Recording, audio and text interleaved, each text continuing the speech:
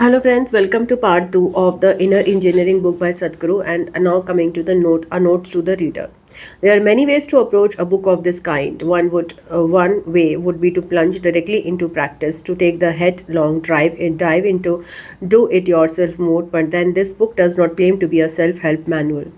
It has a strong practical orientation, but there is more to it than that.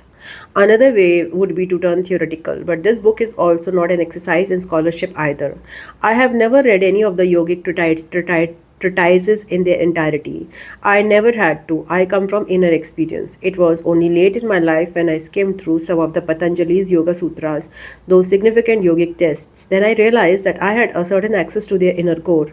This is because I approached them experientially rather than theoretically. To reduce a sophisticated science like yoga to mere doctrine is just as tragic as turning it into a cardiovascular workout. And so this book has finally been divided into two sections. The first maps the terrain, the second offers you a way to navigate it. When you're about to read it in this section is not a display of academic expertise. Instead, this section seeks to offer a series of fundamental insights that lay the foundation or bedrock on which the architecture of the more practice-oriented second section is built.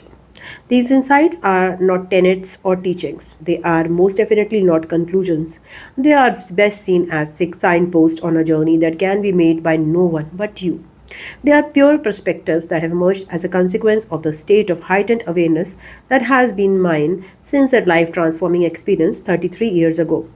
The section begins on an autobiographical note. This is so you know something about the authorial company you will be keeping should you choose to read the rest of the book. The section then unfolds into an examination of certain basic ideas, exploring along the way some commonly used terms such as destiny, responsibility, well being, and even more fundamentally, yoga. One of the chapters in this section closes with a sadhana. The word sadhana in Sanskrit means a device or a tool. These tools for exploration offer a chance for you as a reader to put the ideas discussed in those pages into action and see if the insights work for you.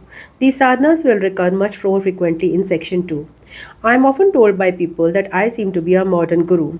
My response to that observation is that I am neither modern nor ancient, neither new age nor old age. I am contemporary, and that is how every guru has always been. Only scholars, pundits, and theologians are capable of being ancient or modern. A philosophy or belief system can be old or new, but gurus are always contemporary. And a guru, as I said, is someone who dispels darkness, someone who opens the door for you. If I promise to open a door for you tomorrow, I opened it for someone else yesterday. It is of no relevance. If I open a door for you today, is it of some value. So the truth is timeless, but the technology and the language are always contemporary. If they weren't, they would deserve to be discarded. No tradition, however time honored, deserves to live on as anything more than a museum piece if it has outlived its relevance. So while I will be exploring an ancient technology in this book, it is also a technology that is flawlessly state of the art. Personally, I am not interested in offering anything new. I am only interested in what is true. But I hope that the following section will offer you some moments when the two converge.